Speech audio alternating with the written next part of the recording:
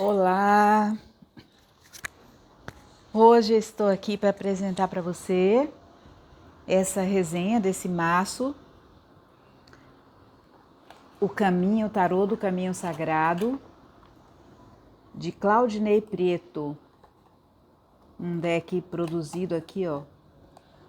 Nosso, o tarô do caminho sagrado foi desenvolvido por Claudinei Preto, sua conexão com as tradições espirituais pagãs, especialmente o Wicca, e a sabedoria ancestral trazida para os arcanos torna especiais e diferentes de todos os demais, oferecendo uma abordagem inclusiva e diversa, celebrando a multiplicidade e a riqueza do paganismo.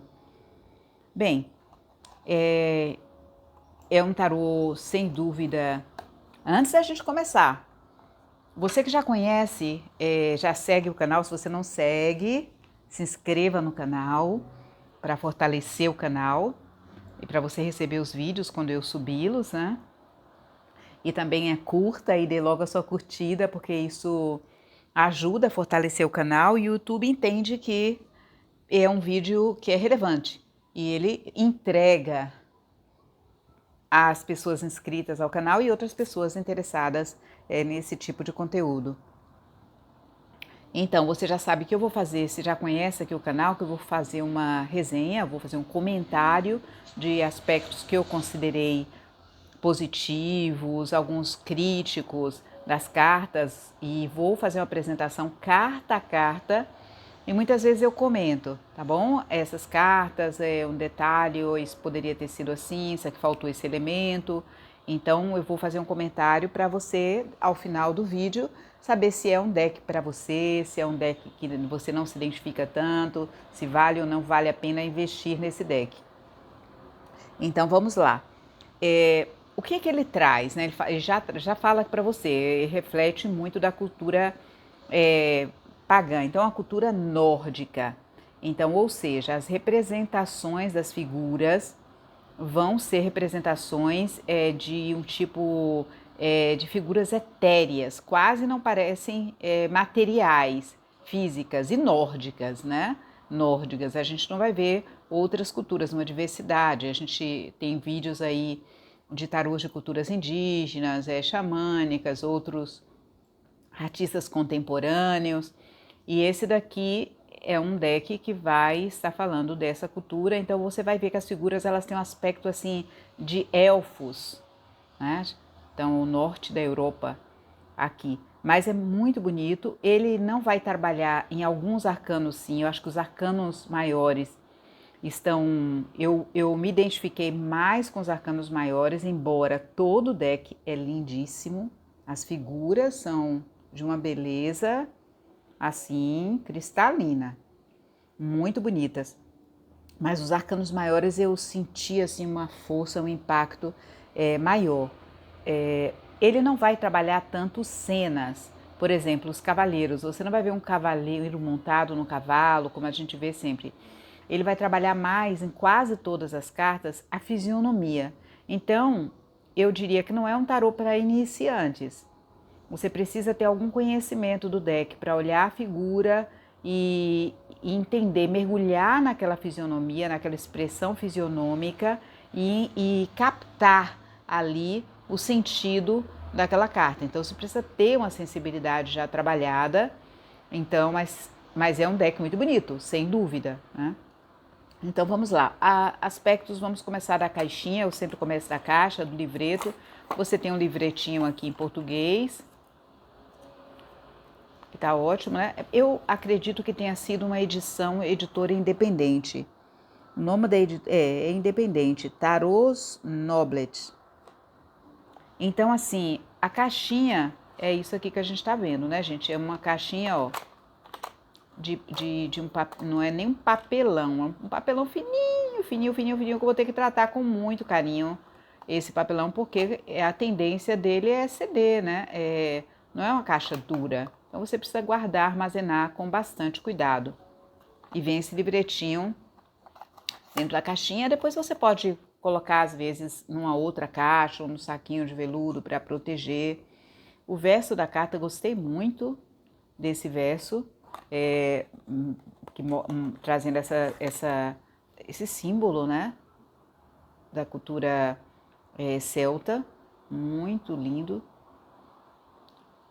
preto e branco. Agora, as cartas são assim, são muito finas, muito fininhas. Olha, elas no início até elas grudam, você tem que embaralhar muito para poder tirar um pouquinho do verniz da cola, porque são muito fininhas, então às vezes no ato de embaralhar uma fica grudada com a outra, e na hora de você tirar, você embaralhou e dispôs as cartas, aí corre o risco de vir uma carta colada na outra. Então atenção com isso daí. Então a carta é um tarô, é bem fininho, e também as cartas podem, eu já vi que eu vou ter que tratar esse deck com muita delicadeza, porque as cartas podem dobrar facilmente. Uma vez que a carta dobra, você tem um tarô, você tem cartas marcadas no tarô, né?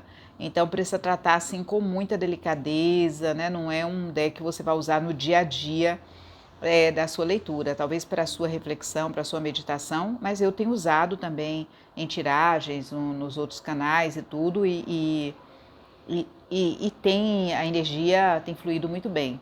Mas é isso, é um deck para ser tratado com extrema delicadeza. Mais bonito o verso, né? Ele é reversível, você pode usar, quem gosta de trabalhar com cartas invertidas, dá para trabalhar perfeitamente com cartas invertidas. As figuras não têm bordas, eu vou mostrar agora, eu vou estar apresentando para vocês figura a figura, arcano por arcano. Então vamos lá.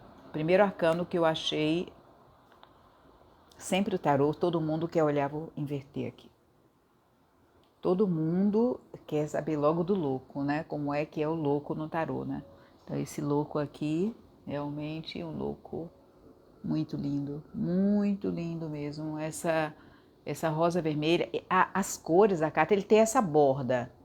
Mas assim, como ele está trabalhando, a maioria das figuras é a fisionomia, então você não sente que está sufocada ali, como se a borda, entende? Não destoa. Uma borda branca, simples. As figuras todas têm uma cor, o colorido é muito bonito, um colorido assim, limpo. São cartas clean, minimalistas, né? Então o colorido vai ser bem assim, vibrante, mas delicado. Olha o louco, a borboletinha aqui, talvez representando, fazendo alusão ao cachorrinho, né? A transformação, o novo início, ao mesmo tempo ao momento. A borboleta vive muito pouco tempo, mas essa rosa vermelha. E ele evoca o bobo da corte, né? Nem todo louco traz essa questão do louco da corte, o bobo da corte. Bem, o mago mais minimalista impossível. Totalmente minimalista. Você tem simplesmente o chapeuzinho de mago aí, né? Um chapeuzinho de mágico, vamos dizer assim, né? Assim, o mago é minimalista, a gente tá com a capa, como se fosse uma criança aprendendo magia. Para você conhece bem, talvez, a cultura Wicca, né? A tradição Wicca, então talvez você consiga estar fazendo uma relação desses, o triângulo aí presente no chapéu, né? A pirâmide, mas é isso que eu estou dizendo, não dá para você entender o mago se você não conhece bem aquela cultura por essa imagem, por essa figura. Não diz muita coisa para iniciantes. Já a suma sacerdotisa é assim, é bem chocante a diferença em relação ao mago. É uma suma sacerdotisa extraordinária. Extraordinária. Toda a simbologia tá aí, né? Da deusa Ísis, né? O recolhimento, o estudo. Como se ela tivesse, parece até que ela está com a carta de tarô na mão, ela estuda e está mergulhada naquilo que ela está estudando. Totalmente compenetrada, perfeita. Essa é uma das mais lindas que eu tenho de suma sacerdotisa. E essa imperatriz, olha para isso, que maravilha, olha essa barriga. Você vê que é uma carta que tem uma certa sensualidade própria da imperatriz, que tem tem a juventude, o frescor, a fertilidade, né? Então, assim, tem uma exuberância aí da imperatriz, fantástica, linda. O imperador também, bem representativo, a sobriedade, né? A postura, o trono, a expressão, a idade que colocaram, as vestes, a indumentária. Perfeito, olha, maravilha. O eremita, o sacerdote, quase como se fosse o mago Merlin, representando aí um grande mago, né? Um velho mago na floresta. Os amantes. Lembra Romeu e Julieta, né?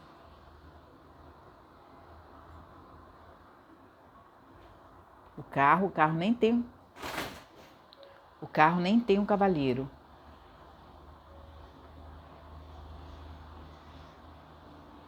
Então é bem minimalista mesmo. Nem tem 2 cavalos. Evocando aqui, tá trazendo assim. Na verdade, o carro, ele não tem as patas traseiras. A carruagem é que faz as patas traseiras.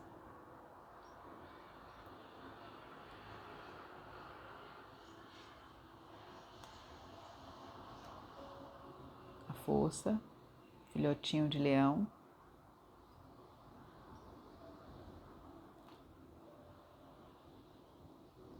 O eremita. Ah, aquela anterior foi o sumo sacerdote. Eu falei o eremita, mas era o sumo sacerdote, o Merlin. Aqui, o sumo sacerdote. Ele tá fantástico, essa figura é fantástica. Aqui o eremita também. Só evocando, né, o monge aí, o velho sábio. A roda da fortuna, que eu ainda tô, parece que é uma criança aí, meio que... Tem algumas coisas nessa figura, eu não sei se foi feito por IA, porque tem algumas figuras que a gente tem uma indefinição, assim, então a gente não entende se é o autor que quis trazer aquela indefinição para a forma. Então tem a roda, a criança olhando a roda, mas tem algo na fisionomia da criança aí, não sei, tem uma coisa...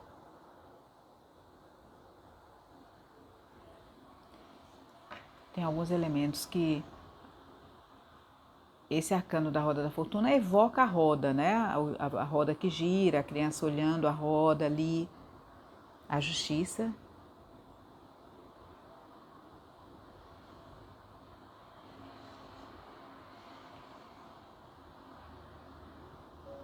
É porque hoje muitos decks são feitos com a ajuda da inteligência artificial, né? Então muita gente tem criado assim. Então aí alguns elementos a gente fica um pouco... mas olha que lindo, maravilha. Essa morte primeiro, é muito raro, embora a morte seja feminino, é muito raro a gente ver a morte representada por uma mulher. A morte é representada por uma figura que mais parece do gênero masculino, um cavalheiro, do que uma mulher, porque normalmente ela não tem muita forma, a morte. Você vê ela dentro ali, uma caveira ou dentro de uma armadura, a fisionomia não fica definida, mas um porte parece um porte mais masculino, né? Você vê a morte representada, às vezes até anjos representam a morte. E você vê essa mulher aí assim, a morte mais diferente que eu já vi, de todos os tarôs que eu tenho conhecimento. Mas muito, como se fosse uma mulher que tivesse sofrido uma perda, nossa, é uma coisa assim etérea de transmutação. A temperança.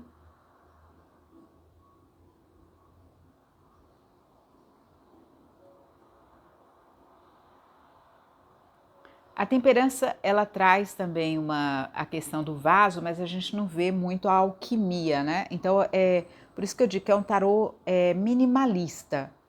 Você tem a figura, você tem que olhar mais a fisionomia do que os elementos presentes na carta. Então, assim, aqui é como se a alquimia já estivesse pronta, não tem aquela coisa dos vasos comunicantes, né? Tem a forma como ela dispôs as mãos, que evoca a mistura dos elementos. Então, a gente precisa estar atenta a esses detalhes. O diabo aí, olha que fantástico, o olho bode aqui, desenhado no peito. uma maçã do amor. A torre. A gente também vê isso, né? Que evoca, não é a torre partida, mas evoca a estrela.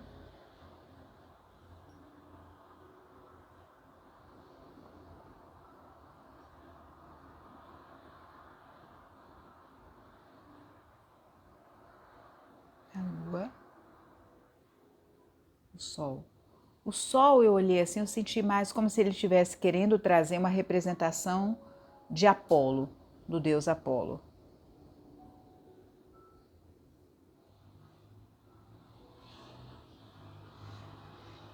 O julgamento, achei interessante essa transmutação da face, como se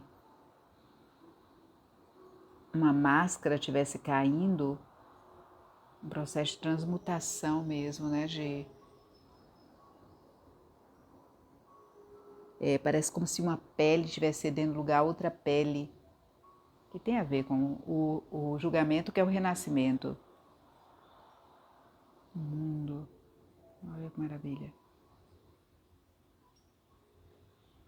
As cartas são cartas bem delicadas, né? Elas convocam um estado assim mais de interiorização, introspecção. Aí vem os arcanos menores, o Ás de Paus. Olha, é isso que eu estou querendo dizer, a fisionomia, olha o 2 de Paus. Quem já conhece o tarô, ó, você tem que olhar bem para entender que ela está ali olhando para o horizonte, decidindo, sentindo, mas não tem uma definição. Aqui a gente já tem alguns elementos que mostram que existe algo, a pessoa que está mais atenta, né? Já tem barcos ali partindo. Aqui também, você não tem outras figuras no 4 de paus, mas está mostrando a cesta da celebração pela colheita, né? Uma festa de celebração da colheita, a indumentária dela, te oferecendo. O 5 de paus, mostrando aí o cara vestido de guerreiro, né? Pronto para uma competição ou uma batalha. O 6 de paus também, só os louros. E como ele está vestido, celebrando que ele foi coroado, né? O guerreiro coroado. 7 de paus. É disso que eu estou falando. Você olha a carta, mas se você não tem um conhecimento, você sabe que aqui existe um estado de atenção, que é do 7 de paus. Eu estou aqui, estou alerta, é um soldado. Então, se é um soldado, ele está defendendo algo, ele está protegendo algo. Então, precisa ir nesse sentido, da essência, significado da carta. Se você não conhece, vai começar por esse tarô, você pode ficar um pouco perdido. O 8 de paus. O 8 de paus provavelmente ele deve estar escrevendo algo, porque o 8 de paus tem a ver com comunicação, com notícias, com mensagens, com sinais, né? Com algum movimento.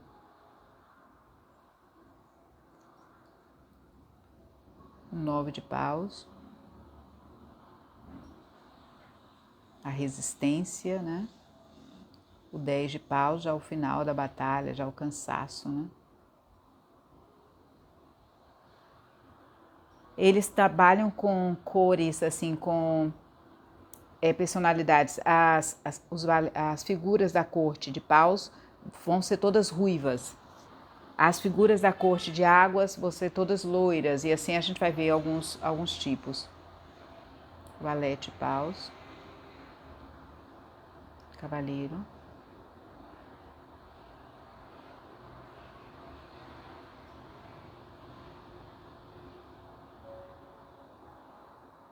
A rainha.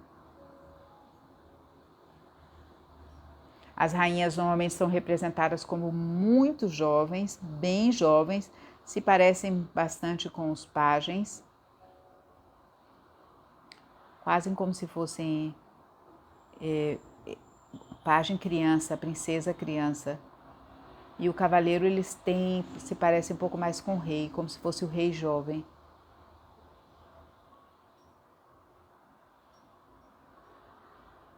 Aí vem copas. Esse Ás de copas também achei muito lindo. a coruja representando a pomba, o 2 de copas. Olha que delicadeza essa carta, gente. A alma comunga numa taça só, né? Não tem mais nem 2 taças, né? 2 de copas é uma única taça. O 3 de copas é que custa um pouquinho para poder saber que eles estão numa mesa, estão celebrando, estão produzindo algo. A imagem ela não está muito clara, né? A figura é bonita, mas a imagem... Aqui você já vê um momento de... A pessoa não está descansando, não está mais na dela, né? Aquela coisa meio que do tédio do 4 de copas. 5 de copas, esse sim, você vê pela fisionomia a questão do luto, da perda, né? A atmosfera da carta, olha a fisionomia.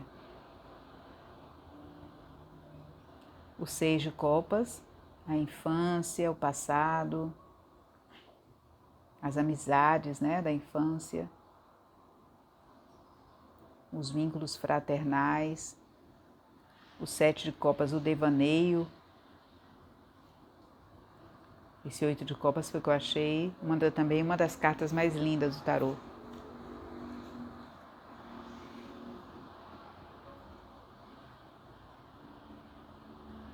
Você não vê uma copa desenhada, nada, mas a figura, ela evoca o sentido. Não tem nada desenhado aí, é bem minimalista mesmo. 9 de copas também, olha só a fisionomia, né? A saciedade, a zona de conforto. 10 de copas, o cume, né? Culminância do afeto. Aí vem águas, todas as cartas de água são assim, bem loirinhos, bem platinados. O cavaleiro, ele coloca uma princesa das águas, que o cavaleiro das águas é tão feminino, é tão dócil que eles representaram por uma princesa. A rainha, tão sensível, tão romântico, que acho que não, que preferiram representar por uma figura feminina. A rainha de copas, bem aquela coisa da sensibilidade, né, da água. O rei de copas.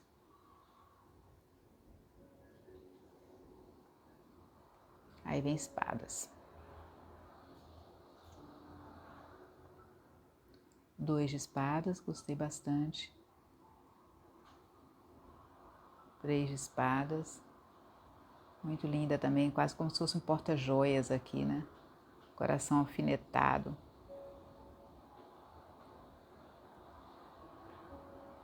4 de espadas.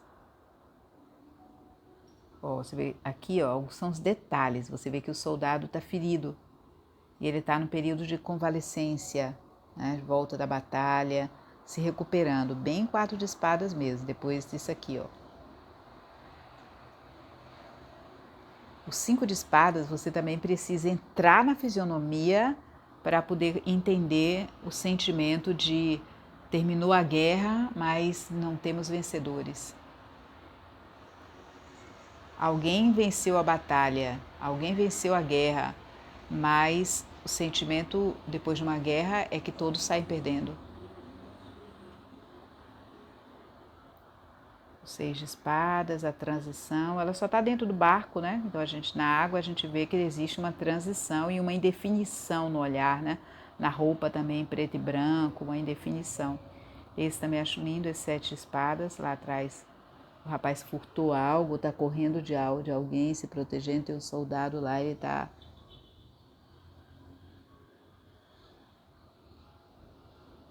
O 8 de espadas, fechada em uma gaiola dourada, mais encerrada. Agora olha essa daqui, as olheiras desse 9 de espadas. Olha essa expressão do tormento, da ansiedade, das noites sem dormir. E o 10 de espadas, né? A finalização.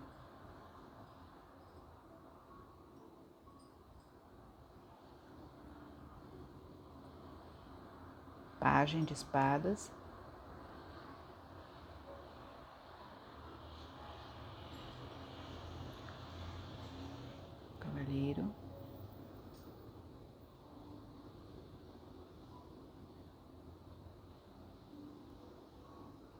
Você vê que a Rainha de Espadas já tem uma fisionomia mais sóbria,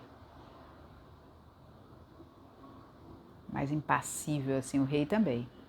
Você vê que é diferente do rei de copas, que é mais preocupado, né? Esse daqui ele é um pouquinho mais, assim, como é que eu posso dizer, distante. Parece que ele está pensando, elaborando algo assim. Ouros. 2 de ouros.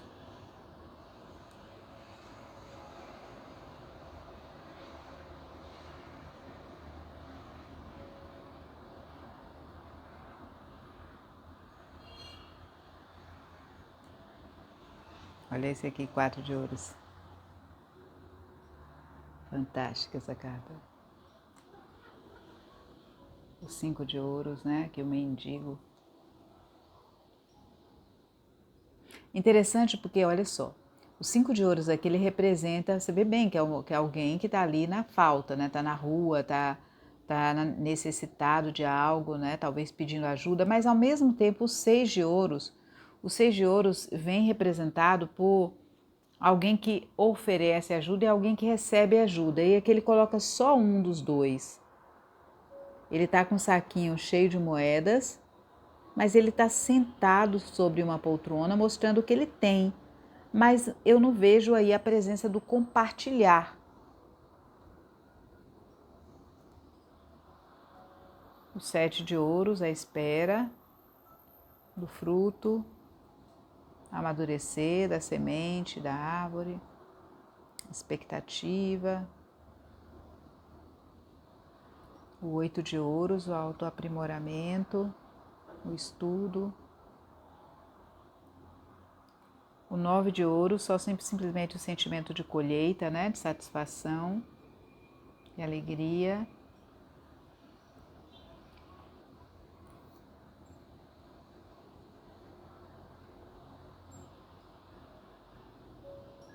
A herança, né? O legado. Pagem.